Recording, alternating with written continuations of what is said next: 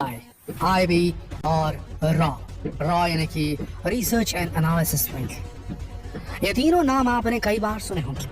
ये सभी एजेंसियां देश की सुरक्षा के लिए काम करती हैं, ये भी आप जानते होंगे। लेकिन क्या आप इनमें अंतर बता सकते हैं? नहीं ना, क्योंकि ज्यादातर लोगों को इसमें कंफ्यूजन होता है। अगर आपके मन में भी कंफ्यूजन है तो आज का वीडियो देखने के बाद आपका कंफ्यूजन पूरी तरह से दूर हो जाएगा। क्योंकि आज के वीडियो में हम आपको बताने जा रहे हैं कि सीबीआई, आईबी और रॉ में क्या अंतर है और आप इन्हें कैसे ज्वाइन कर सकते हैं। तो बस बने रहिए वीडियो के अंत तक। आज के टॉपिक की शुरुआत करने से पहले ये जान लीजिए कि सीबीआई हो या आईबी हो या फिर रॉ हो, तीनों का एक ही एकमात्र उद्देश्य है, वो है देश सेवा। ये तीनों ही जांच एजेंसियां हैं, लेकिन इनके कार्य क्षेत्र अलग अलग होते हैं। सबसे पहले बात करते हैं सीबीआई की। सीबीआई का फुल फॉर्म है सेंट्रल ब्यूरो ऑफ इन्वेस्टिगेशन, जिसे हिंदी में केंद्रीय अन्वेषण ब्यूरो भी कहा जाता है। इसका मुख्यालय दिल्ली में पड़ता है। ये केंद्र सरकार के अंतर्गत काम करती है। इसकी स्थापना 1941 में की गई थी और इसे 1963 में सेंट्रल ब्यूरो ऑफ इन्वेस्टिगेशन नाम दिया गया। सीबीआई राष्ट्रीय और अंतर्राष्ट्रीय स्तर होने वाले अपराधों की जांच करती है, जैसे हत्या, घोटाले, भ्रष्टाचार के मामले और राष्ट्रीय हितों से संबंधित मामलों में ये भारत सरकार की तरफ से जांच करती है। सीबीआई एक तरह से पुलिस ही, ये आपको गिरफ्तार कर सकती है, पूछताछ कर सकती है और आपके घर की जांच भी कर सकती है। लेकिन इसके पास लोकल पुलिस से कई गुना ज्यादा अधिकार होते हैं। सीबीआई के अधिकारी भारत में किसी भी कोने में जाकर जांच कर सकते हैं, जबकि लोकल पुलिस का एक एरिया फिक्स होता है। सीबीआई ऐसे अपराध की भी जांच करती है जिनका संबंध देश की अर्थव्यवस्था से जुड़ा होता है। इसके अलावा वो किसी भी ऐसी घटना की जांच कर सकती है जो कि भारतीय कानून के अनुसार जुर्म यानी कि क्राइम की श्रेणी में आता है। सीबीआई की ताकत का अंदाजा इसी बात से लगाया जा सकता है कि वो सरकार के ऊपर लगाए गए भ्रष्टाचार के आरोपों की जांच भी करती है। इसके अलावा हाई प्रोफाइल मर्डर केस हो या फिर रिश्वत का मामला हो, हर केस की जांच सीबीआई के दायरे में आती है।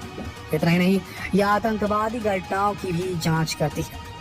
वैसे तो आतंकवादी घटनाओं की जांच के लिए अलग से नेशनल इन्वेस्टिगेशन एजेंसी यानी कि एनआईए का गठन किया गया है, लेकिन सीबीआई अपराधियों के खिलाफ सबूत जुटाने का काम करती है। इसलिए हम कह सकते हैं सबूत जुटाना और उसे कोर्ट में पेश करना, दोनों ही काम सीबीआई के दायरे में आते हैं। इसके अलावा सीबीआई इंटरपोल की एक ऑफिशियल यूनिट है। अब आप सोच रहे होंगे कि इंटरपोल क्या है, तो आपको बता दें कि इंटरपोल एक इंटरनेशनल क्रिमिनल पुलिस ऑर्गेनाइजेशन है जो कि 192 सदस्य देशों के साथ दुनिया का सबसे बड़ा अंतर्राष्ट्रीय पुलिस संगठन है। चलिए दोस्तों, अब बात करते हैं आईबी की। आईबी यानी कि इंटेलिजेंस ब्यूरो देश की खुफिया जांच एजेंसी है। इसका काम आतंकवादी गतिविधियों से जुड़े लोगों पर नजर रखना है और खतरे का अंदेशा होते ही सेना को अलर्ट करना होता है। आईबी की स्थापना देश में ब्रिटिश शासन के समय ही हो गई थी। 23 दिसंबर 1887 को लंदन में भारत के विदेश सचिव द्वारा केंद्रीय विशेष शाखा के तौर पर आईबी की स्थापना की घोषणा की गई थी। पहले इसे खुफिया विभाग कहा जाता था, पर वर्ष 1920 में इसका नाम बदलकर इंटेलिजेंस ब्यूरो रखा गया था। उस वक्त इसकी स्थापना का उद्देश्य भारत में ब्रिटिश सरकार के खिलाफ होने वाली साजिशों का पता लगाना था। इंटेलिजेंस ब्यूरो का काम भारत की आंतरिक सुरक्षा सुनिश्चित करना है। ये एजेंसी उन तत्वों पर कड़ी नजर रखती है जो कि देश को तोड़ने के काम में लगे हुए हैं। साधारण शब्दों में कहें तो इंटेलिजेंस ब्यूरो के कार्यों का कोई निश्चित खाका नहीं है। इंटेलिजेंस ब्यूरो अमेरिका, ब्रिटेन, रूस और इजराइल की सुरक्षा एजेंसियों के साथ जानकारी भी साझा करती है। इंटेलिजेंस ब्यूरो तकनीकी रूप से गृह मंत्रालय को रिपोर्ट करती है। इंटेलिजेंस ब्यूरो के पास ये शक्ति है कि वो खुफिया जानकारी जुटाने के लिए बिना किसी की अनुमति के किसी का भी फोन टैप कर सकती है।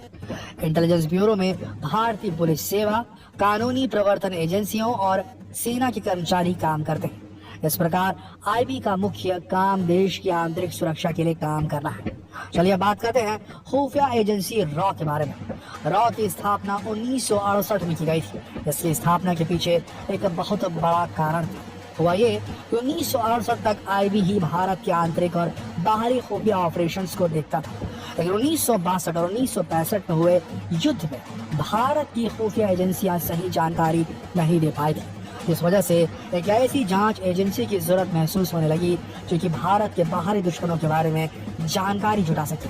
और इस कारण से 1968 में रॉ यानी कि रिसर्च एंड एनालिसिस विंग की स्थापना की गई। यह भारत की अंतर्राष्ट्रीय गुप्तचर संस्था यानी कि इंटरनेशनल इंटेलिजेंस ऑर्गेनाइजेशन है। इसका मुख्य काम भारत के पड़ोसी देशों खासतौर पर पाकिस्तान और चीन की गतिविधियों पर नजर रखना है। रॉ भारत के नीति निर्माताओं और सेना को खुफिया जानकारी प्रदान करता है ताकि वो सही समय पर सही कदम उठाकर देश को खतरों से बचा सके। रॉ ने बांग्लादेश के गठन में महत्वपूर्ण भूमिका निभाई थी।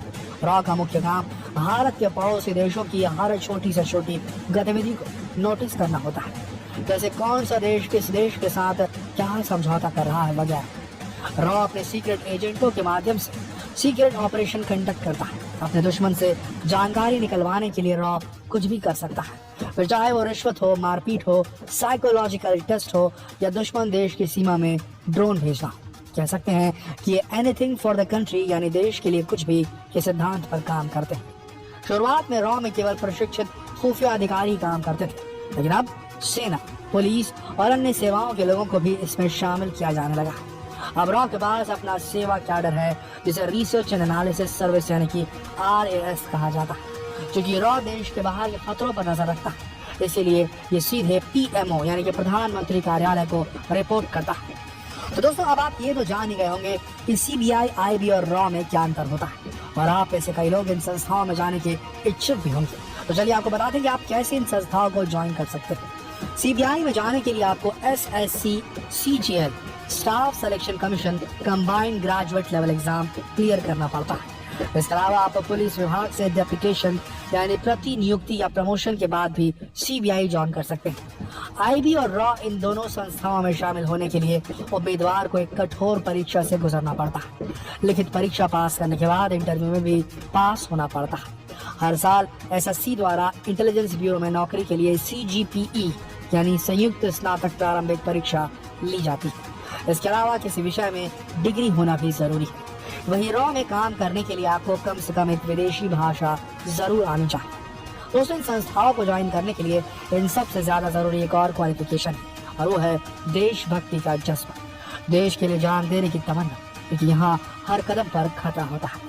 रॉ और IB के एजेंट्स को छुप कर काम करना पड़ता है। कई बार तो उन्हें भेष बदल कर भी रहना पड़ता है और कई महीनों तक अपने परिवार से नहीं मिल पाते। ऐसे में देशभक्ति का जज्बा ही है जो उन्हें अपना फर्ज पूरा करने की हिम्मत देता है।